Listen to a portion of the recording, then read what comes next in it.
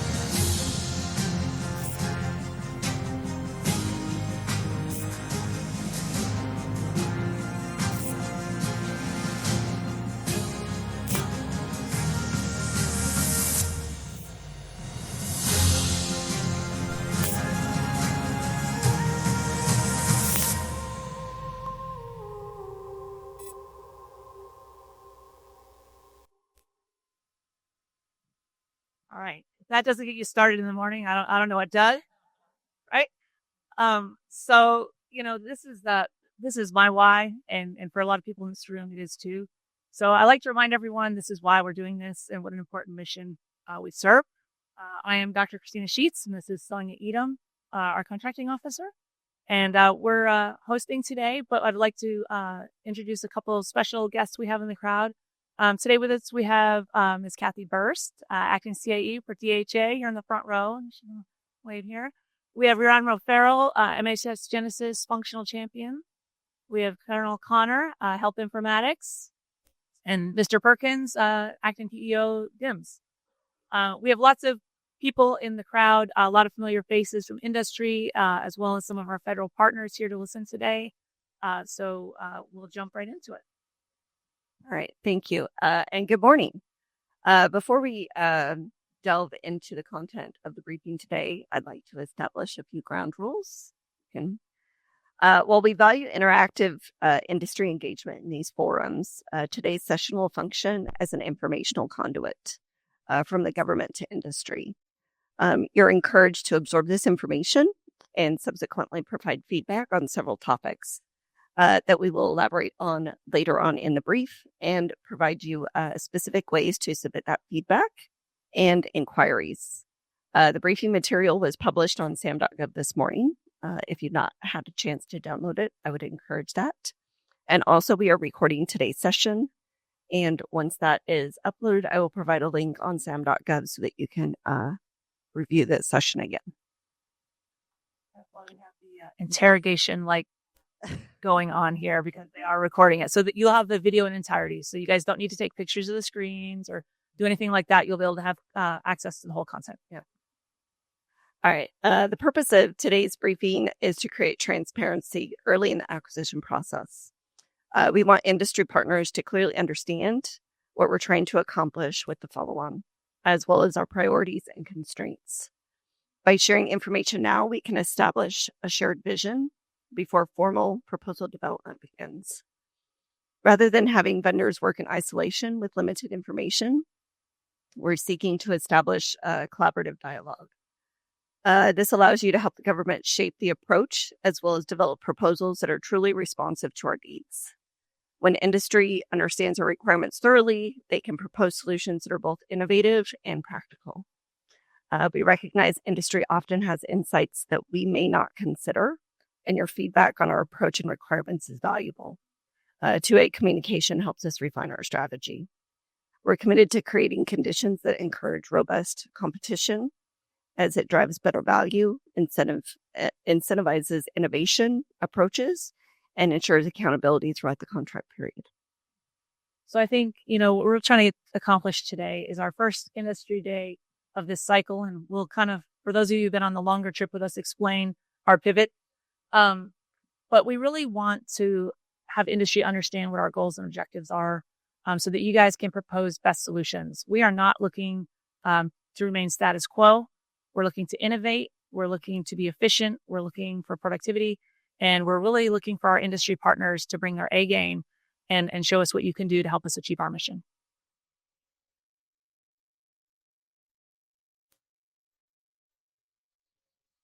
Okay, so a little bit of history and background. A lot of you have been on this journey for a long time, but in 2015, we awarded a 10-year contract to implement MHS Genesis. And the focus was implementation to deploy it worldwide. And at that time, it was just for the DoD and to configure, test, and deploy. Since that time, a lot of things changed. Not only did we deploy to the DoD, but we deployed to many other federal partners. Coast Guard, I always tell the folks here from Coast Guard today, it always kills me a little bit. Coast Guard was the first actually fully deployed. Yeah, I know, it hurts every time. It hurts. But they deployed fully, and MEPCOM, no others. And so along the way, a lot of things have changed. We took on a lot of additional capability. We innovated, we modernized. And so a lot changed about our program from 2015. So the plan we made 10 years ago isn't the plan we need for today.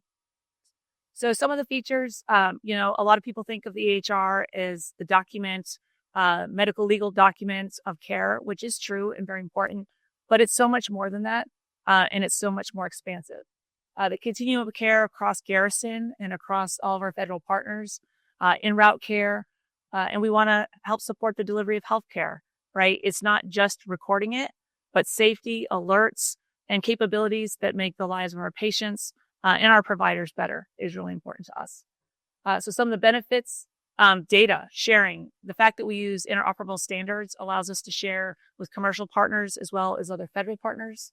In our cybersecurity posture, at one time, although that was a struggle for us to innovate, we have made great roads and now are able to take on a lot of new technologies in a secure way, but being able to leverage. We are also encouraging industry to rise to the challenge of becoming standard compliant with DoD cyber standards. Greater access to personal healthcare information. We want providers to have all the access they need to deliver quality healthcare, as well as patients to be champions for their own healthcare. At any one time, we have many projects in flight. Right now, we have 41 as we're trying to wind up this year. I think our high water mark at one point was over 80 active projects, either optimizing or taking on new capability.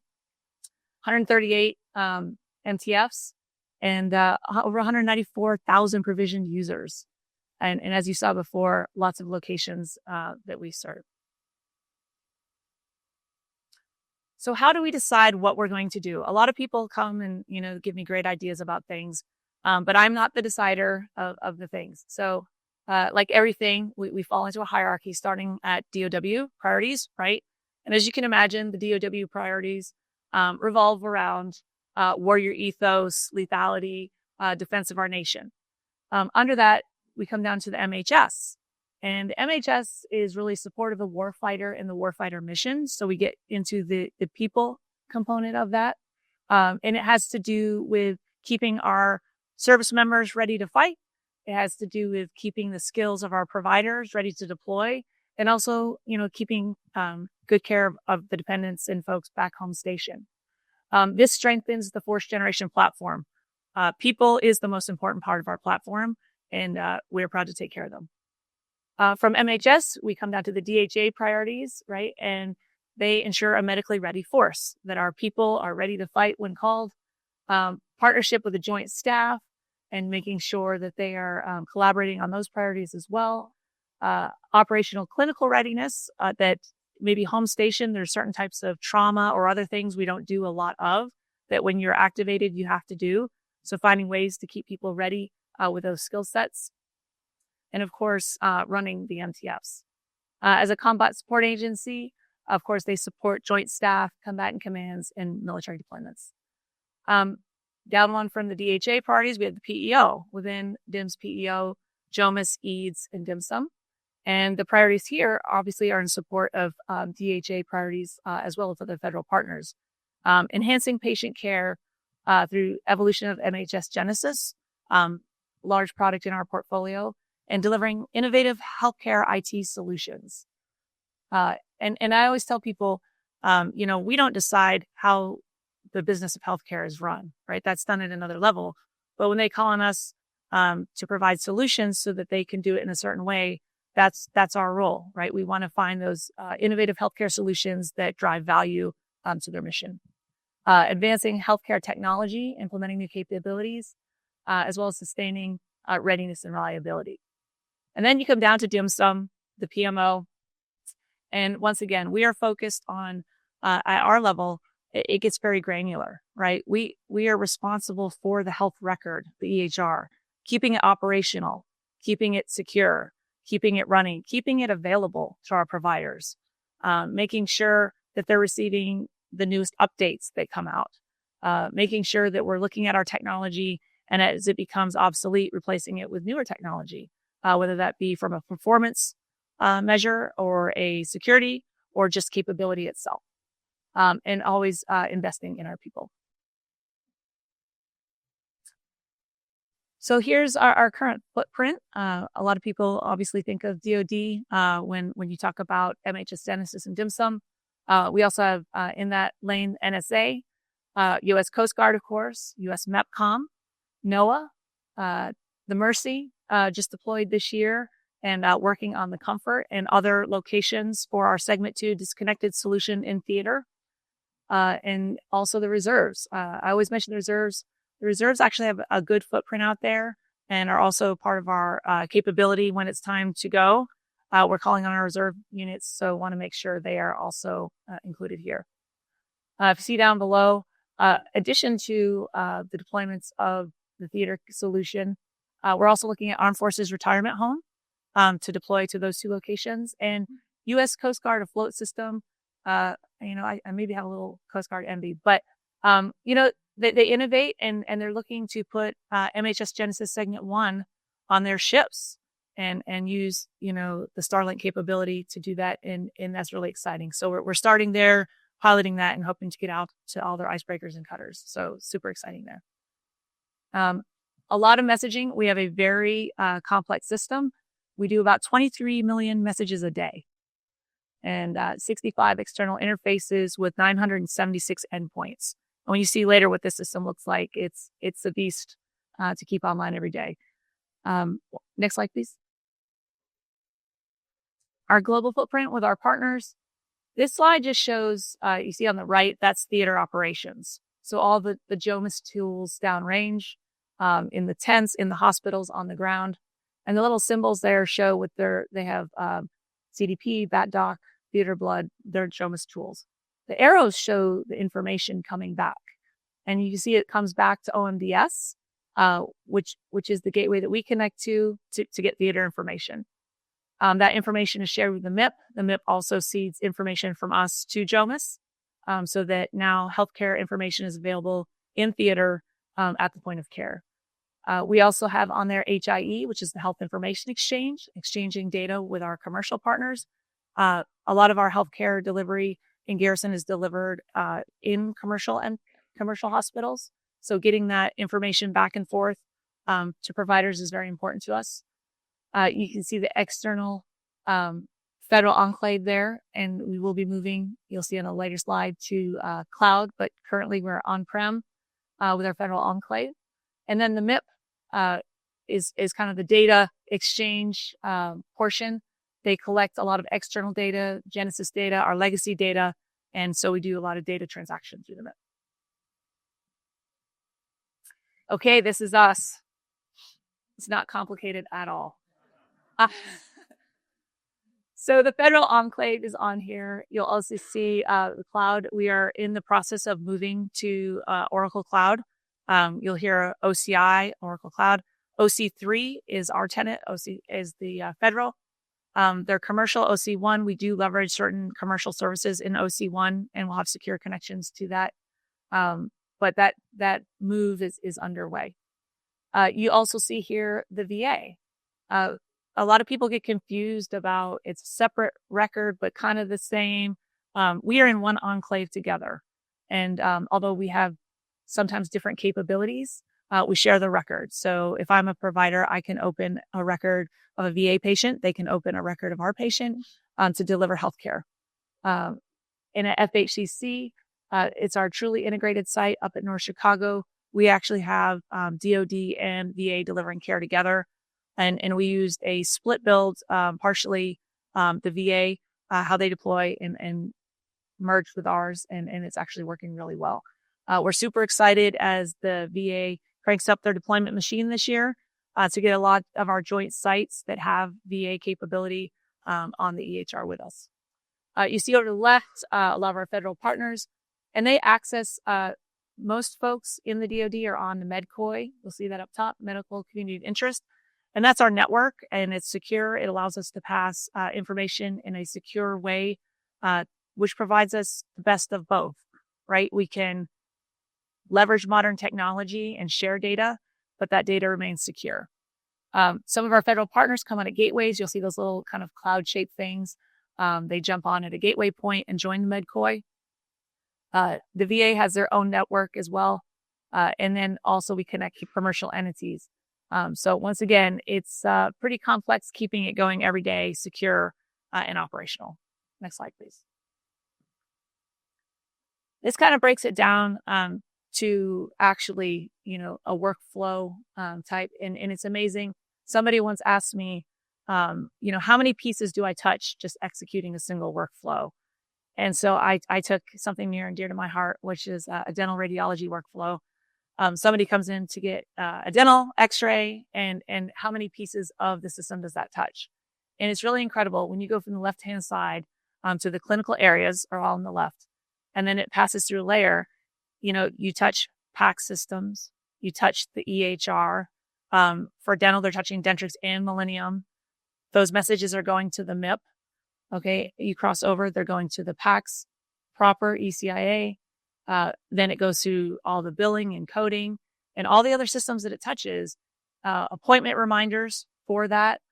And so if you look over on our left side, our major solution components, Rhapsody, it's touched almost all of those solutions except for telecritical care. And that's just for one encounter, one patient, one provider. Now you start amplifying that to the surgical areas, the ER, critical care, and now telecritical care, that gets even more complex. You add to that a virtual capability. Now you can do it in person, or you can have a virtual visit, which adds another layer of technology. Delivering a single workflow from a technology perspective can be very complex. Our major solution components, Oracle Health, Millennium is our EHR. Cerner Patient Accounting, CPAM, helps us with revenue cycle. Dentrix for dental. Rhapsody is our integration engine. We do use OpenLink a little bit, but mostly Rhapsody. Philips eCare with our virtual health telecritical care capability. And I will tell you, with that capability, getting ready to field that soon, some of the advances they've made in waveform real-time technology are at the front of the industry, right? We pushed that we wanted that, and they set to work on it. And this is a great example of industry partners stepping up to meet the challenge. So we will be able to do that. Amwell Converge replaced our GOTS video visit solution with a commercial and superior product. The HDI, most of you know, Healthy Intent is now HDI in the population metrics and registries. Solventum, also in our billing solution. In Artera, the refills through the portal, whether it be phone or the refills online through the portal, are managed by Artera. all these folks tied in this one big delivery of care. And our goal is really to the provider, to the patient, it should feel like just one thing, right? We don't want it to feel like all these different things that they're traversing to try to get what they want to do done. It should just feel like I'm doing what I'm doing and there's this great technology to support me, right? The technology to me is a success when it's invisible. When they can do what they want to do or have the information they want to have when they want to have it, that's when we've achieved success. We have 975 workflows, 211 user roles, and we do about 3,000 plus changes annually. So a lot of activity. All right, now we'll get into the acquisition strategy. And like I said, Sonia's going to talk a little bit about some of these things, but I do want to go over the guiding principles and say we had guiding principles when we started this program. I will say many people tried to deliver an EHR and they didn't go so well. So folks sat down and really thought about what should be the rules of the road? Like, what are our guiding principles going to be that make us successful, that meet the needs of our customer? And so we started there. When we last year updated our acquisition strategy, we at that point updated our guiding principles to add a few things and add a few little tweaks. I would say 95% similar, but we did add just a few little things to kind of modernize. If you see the blue font, that shows the things that are updated. But it really speaks to the things we've been talking about today, right? About standardization, as you can imagine, like as complex as this system is, if you don't have standardization and configuration management and control over the baseline, it's not going to work well, right? So you have to, good order and discipline. It works for the military. It works for IT as well. And so a lot of our values here are shaped by that. I think, the one thing we are looking for from industry is, some feedback on these. As we move into this new age with AI, with all these advanced technologies, also with the increasing cyber risk, are there other guiding principles you all think we should be looking at as far as how we shape, how we think about delivering care? And so one of the things we would like you all to look at is, really look at these, study them. I don't think we want to read through them one by one, but we will kind of give a high level. But please take some time and look at them. Give us feedback on if you think they're good, they're not good, if we should update or add. You want to say anything else, Sonia, about the guiding principles? No. Oh, well, let me just add one thing. So as we've been going and visiting other commercial facilities that are using EHR systems to document, one of their biggest lessons learned was that they did a lot of customization. And so one of the things that we've really stuck with from our guiding principles is customization was the last thing we wanted to do. We wanted to configure. And I think that has helped us tremendously as we've innovated over the last 10 years with this system. Yeah, I agree. And I think we do have some DoD specific needs, right? Obviously, readiness isn't a thing in commercial healthcare, right? There's certain things we do. But innovating to use the commercial product to the greatest extent has really, as Sonia said, leveraged a lot of value for us. I will say a lot of the healthcare folks we talked to out there had configured to the point where there was just no way out. So that doesn't mean we can't make changes though, right? It doesn't mean we can't be innovative, but leveraging all these pieces together that we talked about, the standardization, the discipline, you have to remember, if you make something custom, everyone else has to consume your custom. Every upgrade you take, we stay on the most current version of all of our platforms. Every time we do that, everyone's got to deal with the custom. So as Sonia said, our preference is that folks add it to their GA capability, right? Find a way to make it part of their commercial product so that it works well within our ecosystem.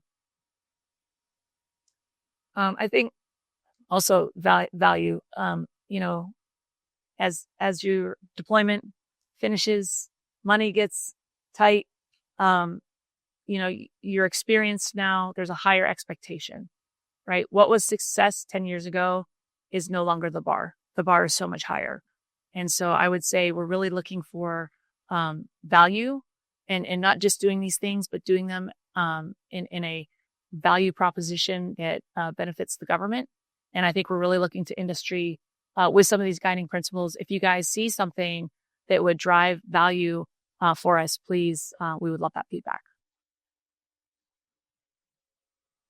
Okay, we will go to acquisition strategy. All right, I'll start on this one. So when we started down this path, oh gosh, a year ago? Well, really 3 years. 3 years ago. 3 years ago.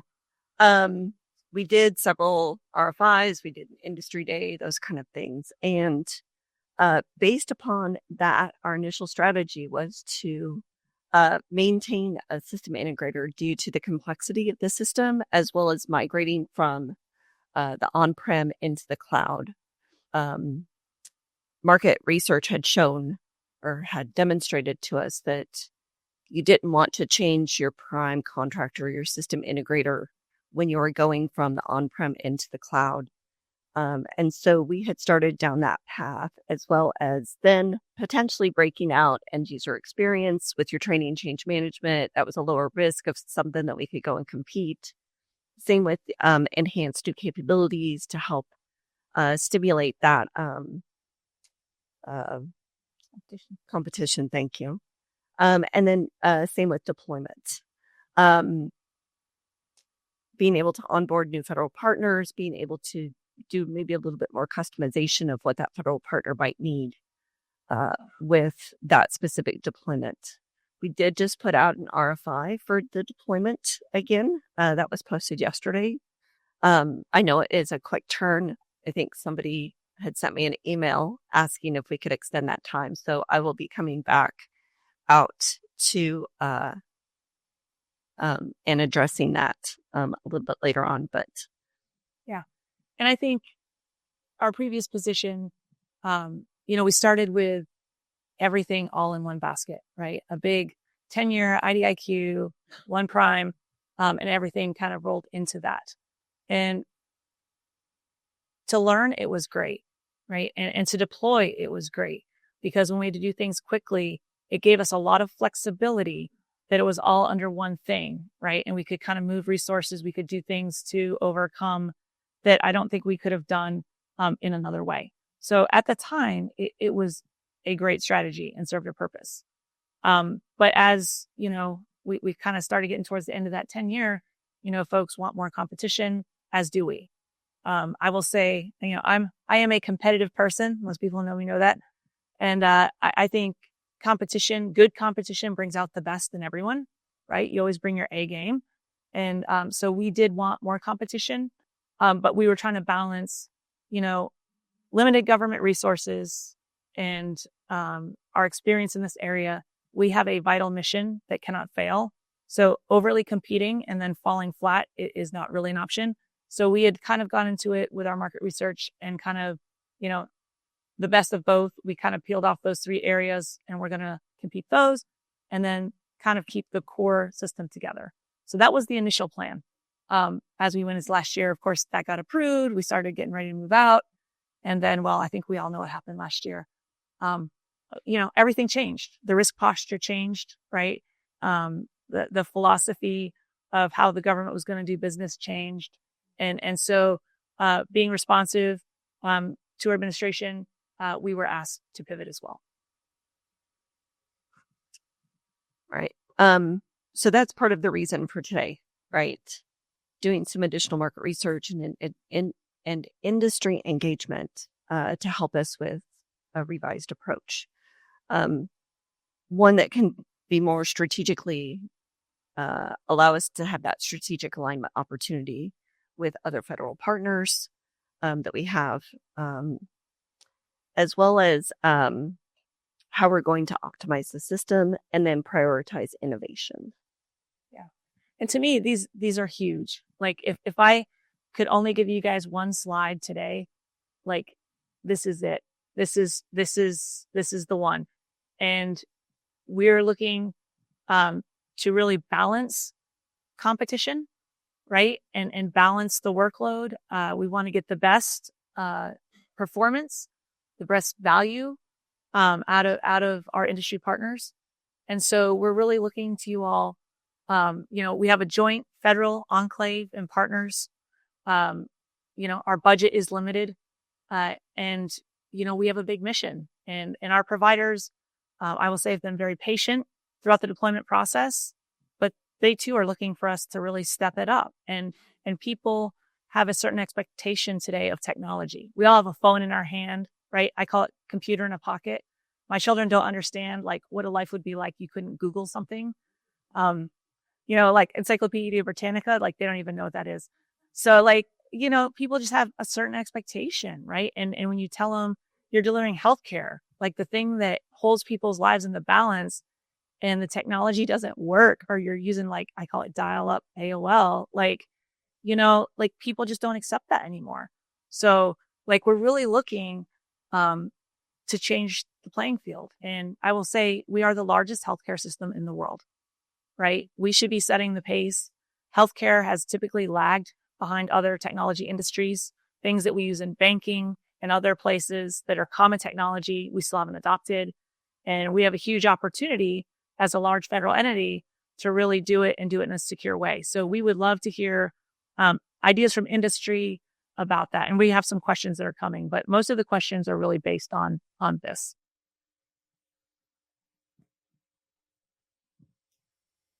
So with that change of that pivot that we did, what we did is to help us with doing a competitive contract or contracts. We issued what we called the Stage 11 to the current contractor that is mostly as a sustainment, supporting for the next 12 months, as well as an additional product improvement engineering engineering task order to support any emerging requirements that could get completed by the end of July. This allowed us some additional time to get the RFP out, do additional market research, refine our requirements and our approach, and compete 1, 2, 3, 5, whatever it's going to be. So that's what we're here to talk about. Okay. Yeah. And I think that time, I think like anything, you hear news, the first, you're like, oh no, what are we going to do? Like we were really ready to pull the trigger, and then we had to pivot. And so, and then, Sonia calls it the extension. I call it the stay of execution. We had 1 year, right? And I'm like, oh my gosh, it took us 2 years to get here. How are we going to change our whole thing in 1 year? Have people lost their minds? But yeah, so we had a year to kind of figure it out, and our budget, was constrained lower than previous. So, we had to go to a very tight operations, but did continue to bring on new capability. But as we planned, you go back out, and sometimes when something is in your mind, you see things with a new perspective. And that's kind of why today we didn't want to put a whole bunch of stuff up here, because it's like brainstorming, right? I like to have people independently brainstorm before they come to a group brainstorming session, because sometimes people are influenced by the first few things they hear, and that puts their brain on a track. And then they're like, oh yeah, that's the track, where they may have come up with some way better idea. So, some individual brainstorming, and then come back to a collective brainstorm where we can take everybody's ideas and see which paths we want to follow. We also kind of adopted that as we went out to industry and did additional market research, and, our questions were different, right? And when you ask different questions, you get different answers. So not that the market research before wasn't great, it was, but going with a different question and a different perspective, did give us some different information. And so we've taken our market research that we've, gained out in commercial space, also looking at, our federal partners and some of the things they've liked and not liked, looking of course at DHA, our largest customer, and what some of their challenges are, where they're headed with their innovation and how they're modernizing, their healthcare delivery. We went and said, okay, like, what should we be doing? And this is why we really, wanted to kind of take this time to get this out to you all, to start that engagement with you. A couple of these that I think were really important kind of eye-openers. Obviously, we all know that healthcare innovation is accelerating. AI, analytics, automation, deliver measurable improvements in patient care, clinical decision-making, and operational efficiency, as well as the target state architecture that helps drive like your 1, 3, and 5 year roadmap of where you're going, helps to ensure discipline across the investments that you're making, and helps reduce some of that tech debt that you may have accumulated along the way. And then the last one that I thought was kind of important to point out is that optimize today versus transform tomorrow. What is it that we can do and use our resources to maintain the capabilities that we have versus what we want to strategically invest in, those emerging technologies to help and enhance business aligned outcomes. Yeah. And it's like anything, right? Maintenance, prevention is always better than cure, whether that be your health, right? Or your car, right? If you don't change the oil and you just run it until things start blowing up. Our goal is to, keep our system evergreen, ever modern. And the parts may change out, right? We may get new tires. We may get new upholstery. Who knows, right? We might get new things, but having that capital investment, right, get the most value. The longer that capital investment endures with just modernization and keeping it current, the higher the ROI, right? When you have to start over again and reinvest, right, automatically your value is less because you have to make that capital investment again. So we're really looking to keep it modern. It helps us deliver better healthcare. It helps us retain providers, right? All the things that help us be better is served by us keeping the system ever current, evergreen. I think also innovation is great, but speed to delivery, I would say in the government, there was a time when that was tolerated. It's gone, right? It doesn't exist anymore. And so, these things that our providers see out in the community, or when they go out for community care that they have that we don't. And I understand we have challenges in cyber and things that we have, but that's not new. And we're looking for partners to come to the table who can figure that out, deliver at speed, deliver securely, and help us keep current. And that's going to be part of that value proposition. So we're looking for ideas. We're looking for support in that. We're looking for industry to finally become current with some of these things. They're not secret. Like I even went out and looked at the other day, what's the difference between IL-4 and IL-5, right? IL-2, and I was like, if I can figure it out, I know smart tech people can figure it out too. Don't design a system that you've already designed yourself out of the competition, right? And we're starting with a lot of contract actions where speed to delivery and security are part of the requirements to play. So we're really encouraging that. And I think collaborative partnerships with shared accountability and transparency is another huge one. Once again, we're looking for more competition and how to balance that. But also there's nowhere to hide anymore, right? We want good partners, transparent partners. We all want to be in this together and deliver value to our end users. I think our biggest risk and challenge is going to be the knowledge transfer during the transition period. I will tell you that is the thing that kind of drove a lot of our acquisition strategy previously, is that transition. As you saw, it's a lot, right? And we don't have a lot of money. I could stop there. We don't have a lot of money. We don't have a lot of money to pay two groups of people. I know right now we have no money. The government's closed. Thank you for coming and drinking water. No, but let us do this. That was great. Thank you. But no, we don't have time or money for a huge overlap to transition to a different way of doing business, but we can't let that deter us from getting better, right? So that's a challenge. It's a struggle. We really want your input on ways from a financial compensation perspective, from a execution perspective. If you guys have great innovative ways to transition from, was it current state assessment to model state? We would love to hear your input on that.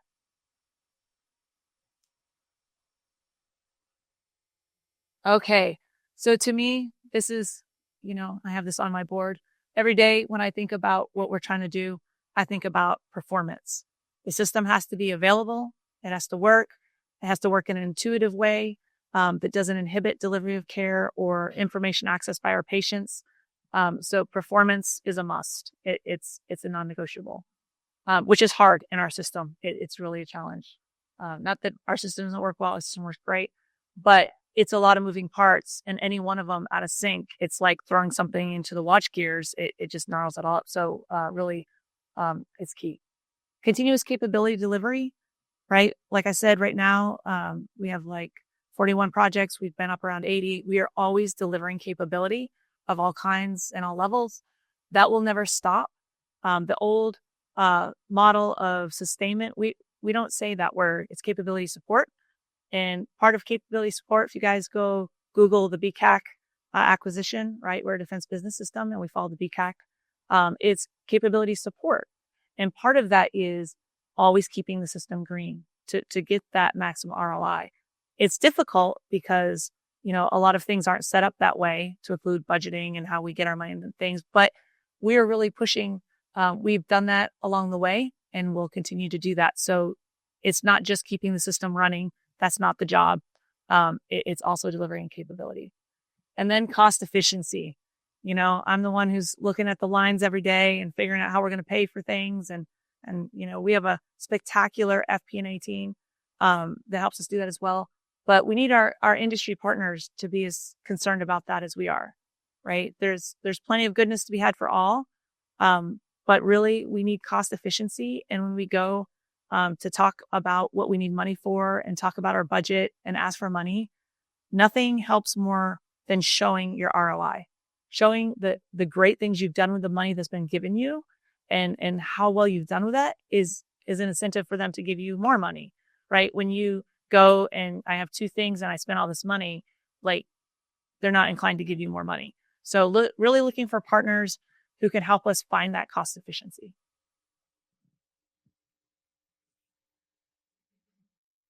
Okay. The questions. All right. This is what we're here for. Information. First one is transition strategy, right? Like as Dr. Sheets said, right? Like this is going to be a huge challenge for us. One question that we have though, if you go back to slide 11, we had all those major solution capabilities, components. Are there components that maybe we should switch out? And if there are, what would be the reason that we would want to switch them out or need to switch them out? Given our constraints, the best way to manage existing major solution components. What are those innovative ways from, going from one contractor to another, one to multiple? How do you manage that transition if you're going from one big monolithic contract to several different contracts? Yeah. And I'll tell you, please, if we read so many contracts, don't just say AI. I love AI too. I really do in a deep way, and I think AI is great. And I think we could leverage it more for sure. But if you guys, when you respond, like how, like be specific, like, I will tell you, we get a lot of feedback from industry and some of it is just like really high level. And I'm like, I can't really do anything with this, right? It's just a general use more AI. Okay, great. Thank you. Like, I need you guys to like dig deep and like, where would you put it? Like we showed you like what our system kind of looks like, the messaging, what we do. There's a lot discoverable even online. You guys can go and use AI to discover, but like, yeah, dig deep, has all the branding. It's great. I use it for all kinds of things. But how would you use that? Where are the areas that bring the most value by changing, right? So we're really looking for the smart people out here in IT to tell us experience you had or where the industry is trending, things like that.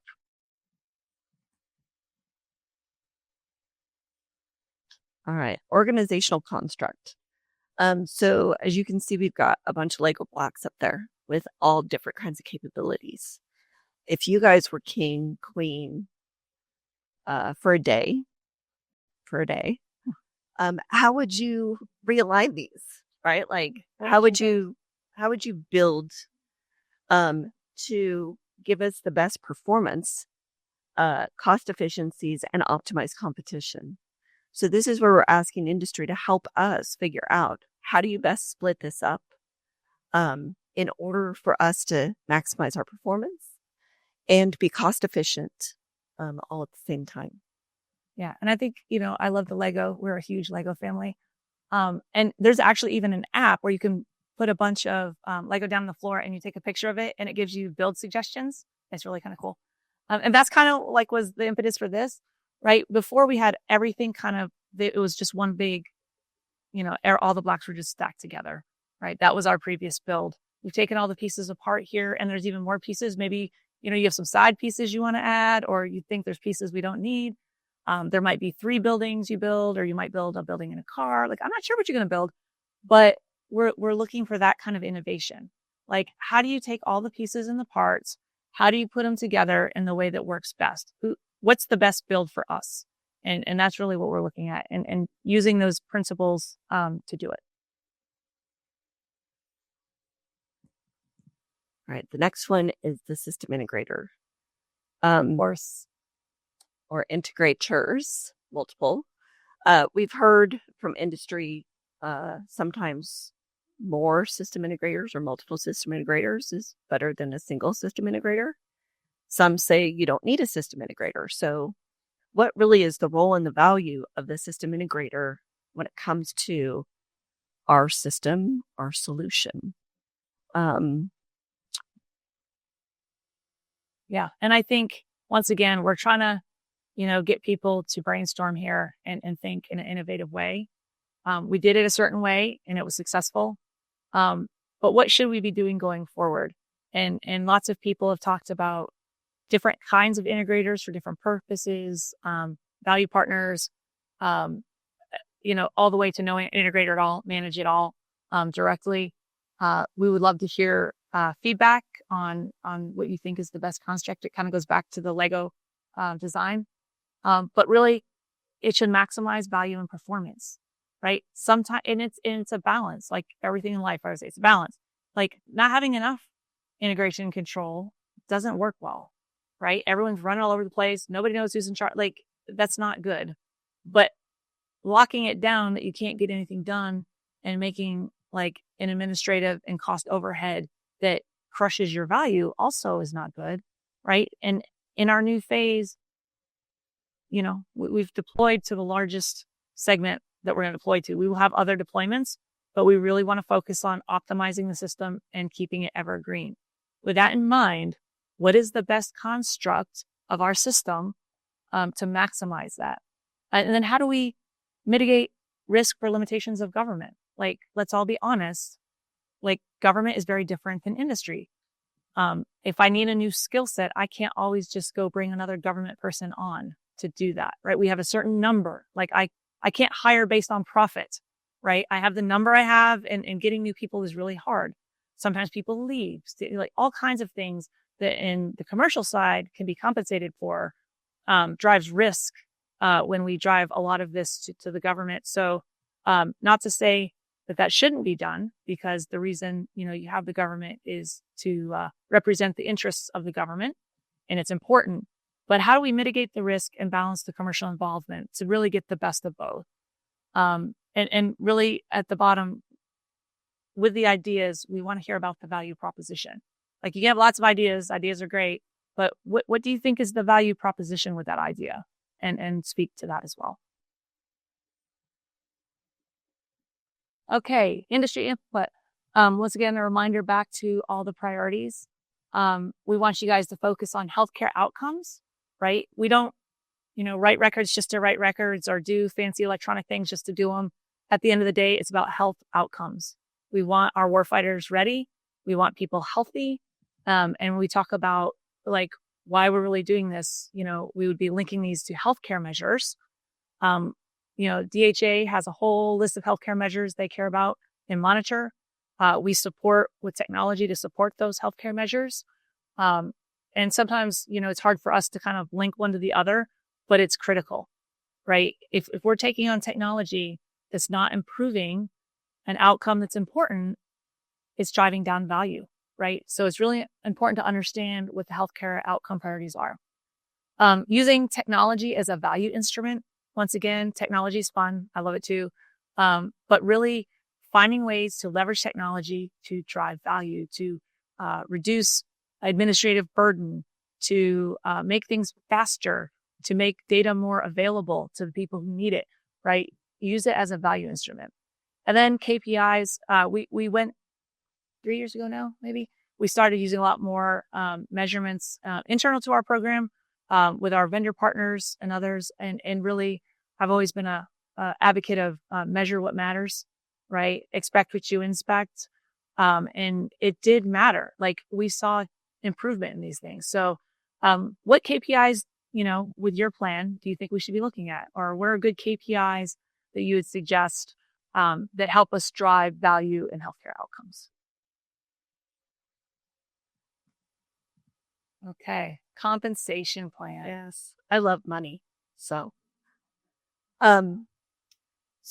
traditionally government has paid for hours worked, materials, personnel deployed, etc.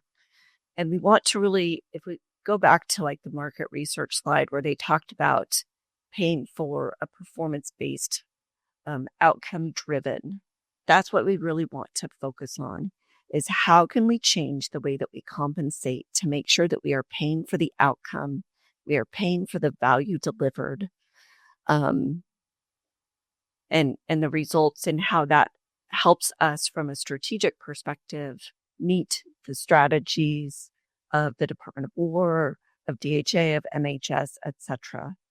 And so we want to make sure that from a compensation model perspective that we are able to have those outcomes that are aligned, again, like I said, back to slide 11, organizational goals, that they're objectively measured, that somebody independent can go and measure and say, yes, you met that outcome or you met that objective. We also want to maximize the value of the investment that we've had or that we've made to date and understand the return on investment that we've gotten. So one key question that we have here is there a process to objectively measure the value of the capabilities that we have and drive the outcomes of performance? So we would love some industry feedback on that, making sure that we are mitigating our risk, that we're optimizing our resources that we have, that we're accelerating innovation, performance transparency, etc. And I think, the compensation is important to everybody, right? It's important to us. It's definitely important to you guys. But I think to Sonia's point, like previous government comps is usually hours and, time materials, right? What we had to buy and how many people had to do it.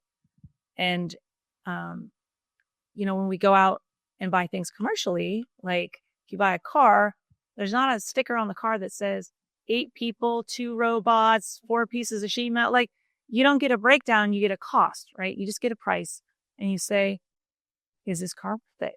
Like, is this car worth the money they're asking me for? And it's yes or no, or you might negotiate. My favorite part, negotiating. And I often, when I'm negotiating, those who've been in there with me, they'll say, well, it took 7. I don't care. That's my favorite. I don't care. Like you chose to do it a certain way. I don't care. Like I care about what you're trying to sell me. And is it worth the money?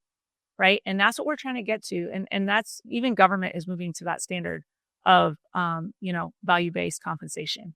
So it encourages industry to be more innovative, to be more efficient, right? And still get a fair price, right? The most innovative will have the biggest windfall, right? Because you're doing it in the most efficient way at a price that we think is fair. So I would really encourage everyone to think in that way and what those compensation models might look like, right? To be fairly compensated. And the model should account for, obviously, objectively measured outcomes, priorities, and maintaining competition. The priorities are really important. Like meeting the priorities of our community is important.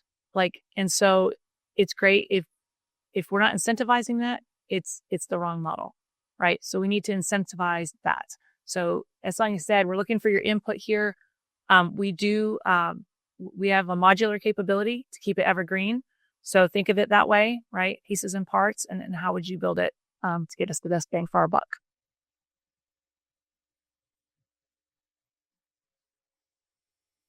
Okay, takeaways. What we're looking for is a mutually beneficial partnership, right? We, the government, have certain roles and responsibilities, but we really do rely on industry. And like I said, we're looking for people to come with their A game, and we want a mutually beneficial partnership where, you guys, it's great for you to be able to go out and say, you can do this, that you're working with the DoD, that you're supporting the largest, healthcare record in the world with all this technology. So it's good for you. The money isn't terrible. Even though I say we have no money, it's not terrible. It's all right. And if you find good ways to use it, industry engagement drives refinement. So really, we really are looking for your input. Please don't answer like what you think we want to hear. We want to tap industry's brain power here, right? And we really want to hear what you think and get some direction from you guys to inform our future acquisition strategy. Drive optimization by aligning investments to mission priorities. Once again, if you're suggesting something and I were to ask you which mission priority this aligns to, you should be able to draw a line to it, right? Like, that's what I tell my folks. We have pillars, and sometimes when they get off, I'm like, which pillar is this activity supporting? And if they can't tell me, then it's probably either you don't understand or you probably shouldn't be doing it. So please be able to draw a line to the mission priority. Focus on federal partner strategy. Once again, we have a lot of federal partners with unique needs, so please take that into consideration. And then optimize competition. Sometimes doing it together proves more profitable than doing it alone. None of us are as good as all of us. So please think about, maybe we're really good at these three things and not so much these other two. Who's somebody that we could partner with who's really good at these other two or whatever? Like, think about it in that way, and that'll maximize everyone's value. All right.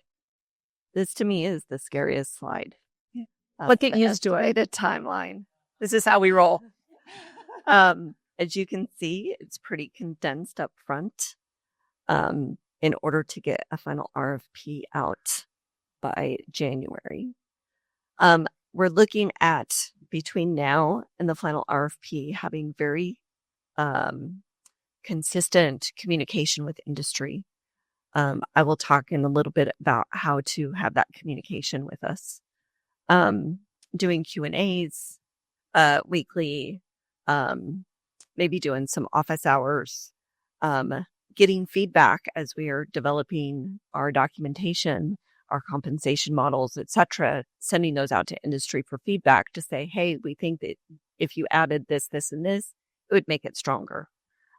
So that's what we're really trying to do between now and the final RFP release. And then obviously a very short time for the proposal to get back to us.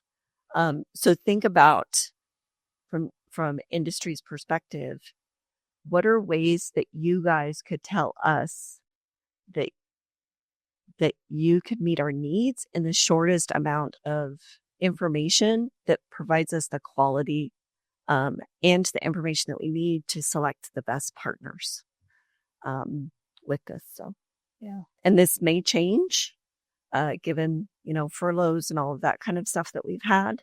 This is what we're shooting for, but it may change. I will keep this updated, make sure that we share this with industry consistently as changes happen. Great. All right. Okay. Guidance from contracts. There's probably going to be a lot of information out there, floating out there, rumors, innuendos, etc. True and untrue. Yes. If you're not hearing it from me, then please take it as a rumor, an innuendo, etc. On the second or third slide, I've had my email address under my picture. If you have questions, if you hear anything, please communicate with me directly. Please don't reach out to Dr. Sheets. Don't reach out to Mr. Perkins or other people. They're not going to be able to tell you a lot of information. It needs to come from me. Transparency is what we are trying to commit to today. being as transparent as possible with industry so that we can have the best partnership as we move forward together. Nobody is going to have an inside track, I hope. Again, make sure you give the information to me. I'll disseminate it out fairly and openly, mostly via sam.gov. If there are other ways that I can do that, I will do that, but still communicate everything on sam.gov. Ask, don't assume. So we will have a way for you guys to ask questions. If you hear something, please ask the question so that we can answer it, so that we can squash any rumors, any innuendos, anything, and get that out to everybody so that we're all moving in the same direction together. And then lastly, please be patient with us. This is a lot in a very short amount of time. So as we walk through this and as we're getting through this, we will share information as soon as we possibly can with industry. Yeah, I think that's great. And we do want to be transparent, but also accurate, right? And so it's like Sonia said, contact her, sam.gov, as soon as we know. And sometimes we have to wait for things to come down. So we don't always know as quickly as we'd like to know either, right? So sometimes to make a definitive call, because we don't want people running back and forth, we'll wait till we get something definitive to post. I would say one of her points on here to me is like the iteration.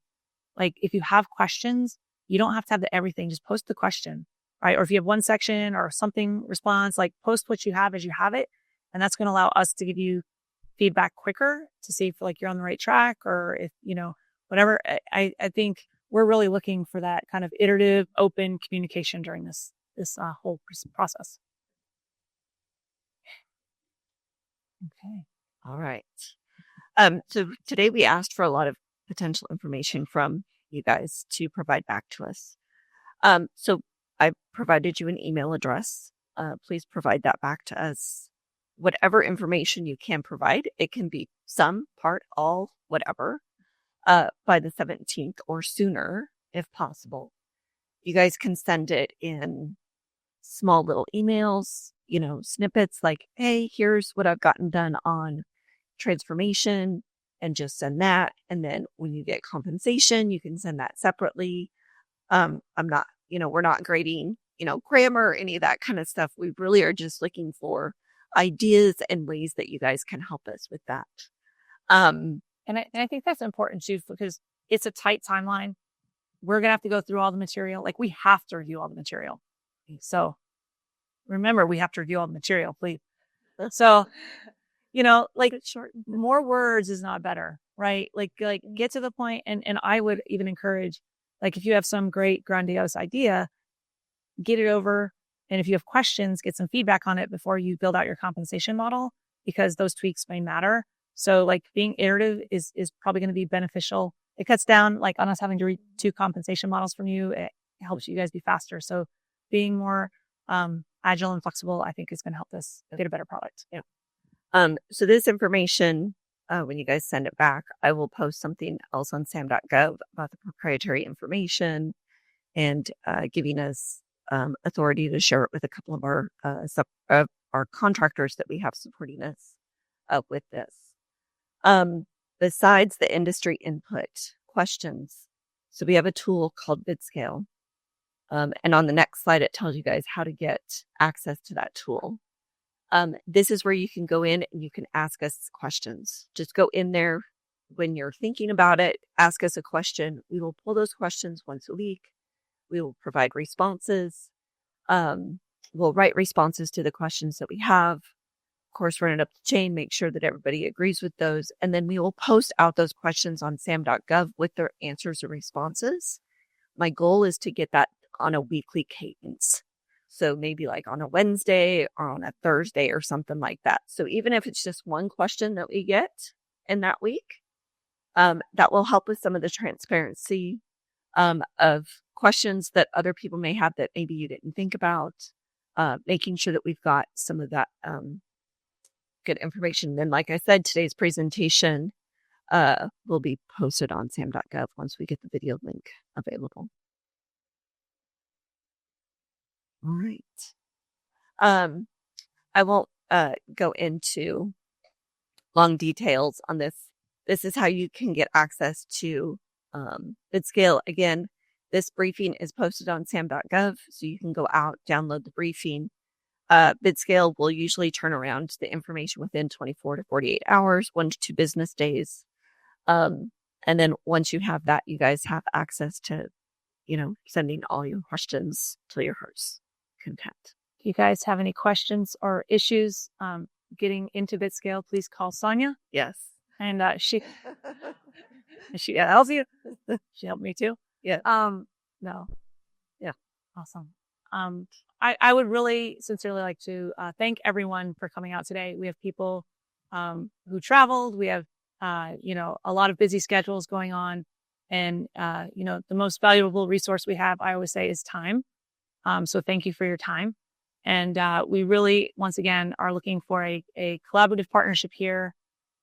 Would like to thank especially our DHA leadership for coming out today and their incredibly busy schedule that they're not getting paid for right now to come here and spend time with us as well. We appreciate that. Please go to sam.gov, go to BidScale, start getting in there if you haven't already to make sure that stuff works, because it's going to start coming really quickly. Once stuff starts coming in, it's going to be fast. So please make sure you have your access squared away. All right. Like I said, please email me if you have any other questions, comments, concerns, whatever. So thank you all. Thank have you a great so day. much.